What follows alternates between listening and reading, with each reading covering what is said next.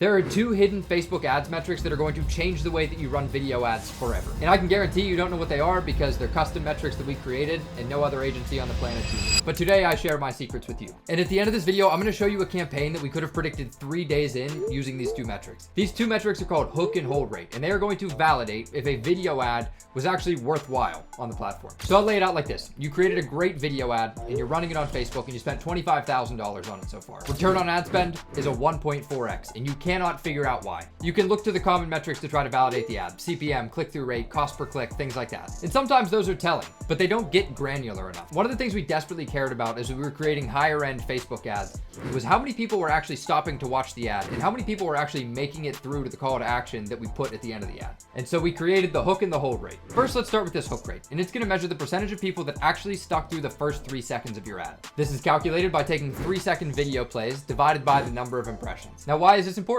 Well, if you create an ad and your hook rate is only 10%, that means that nobody even stopped and watched the first 3 seconds of your video anyways. So of course, naturally, the rest of it didn't even matter. One of the most important things when it comes to advertising on a platform where attention is so fickle is getting people to actually stop and care about what you're saying. So what is a good hook rate to expect on a conversion campaign? If you are sub 20%, you are hooking sub 20% of people, you're missing. Something's wrong with the hook. If you're in that 20 to 25% range, it's all right, you did a good job. And if you're in that 25 plus range, you know that you got a winner. Now, when it comes to top of funnel campaigns, awareness and engagement, that's gonna totally change. Numbers for a good hook rate are gonna be 80% plus. Anything below like 70, no go. So let's say we got this all set up. We've got a hook rate that's 25% plus. Now what? Where could the fall off be? And this is where we have the hold rate, which is calculated by through plays divided by 3-second video plays. You can have a great hook, but if nobody sticks around through the rest of the video where you're building your brand and implementing your call to action, it doesn't matter anyway. And the same general buckets apply for what is a good hold rate. Sub 20, not great. 20 to 25%, you know you're gonna be okay.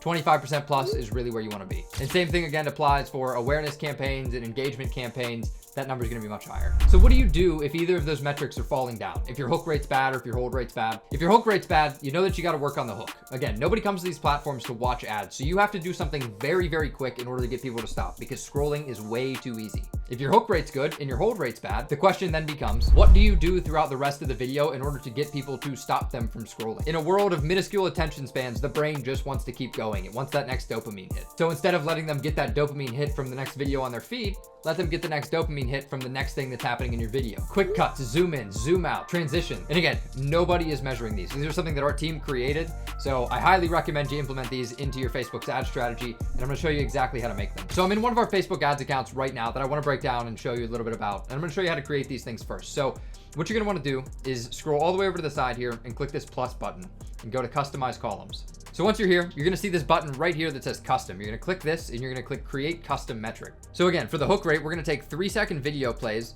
and we're going to divide that by impressions. Name your metric hook rate, and you can add a description if you want, and change the format to percentage. Go ahead and create metric. And then for hold rate, we are going to go through plays and we're gonna divide that by 3-second video plays.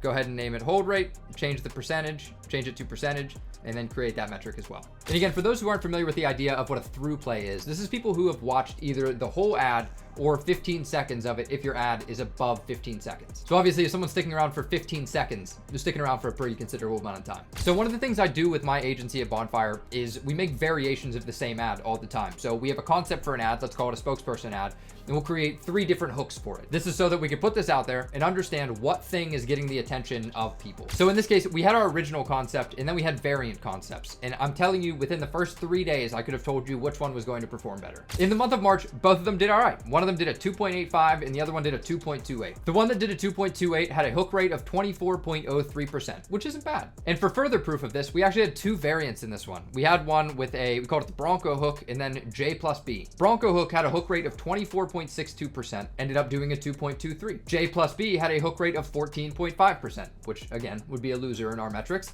That one did a 0.69. And our original campaign had a hold rate of 27.66, which falls right into that category of good, validated. The variance hold rate fell to 15.17, which obviously we say, not so good. We see in these campaigns, in the original campaign, that the average order value was $5 and some change more, than what the variance was as well. Click-through rate was significantly higher. And all of this was shown to me 3 days in understanding what the hook and the hold rate were of these two. So what we ended up doing was pouring a ton more spend into the original concept, returning 2.85 on our money in that month. And then we left some spend in the variance just to try and understand more data and ended up at a 2.2. For this client, anything above a 2x is a win. So ended up being both very profitable campaigns for us, which was great. But from this, I knew exactly what hooks this audience, and I knew what got them to stick around and ultimately spend more money and buy more product. And that is the magic of the hook and the hold rate. Why am I sharing my agency secrets with you? I've got no idea. But if you are a marketer or a Facebook advertiser, I highly suggest you go create these metrics in your video ads. It's gonna help you so much along the way.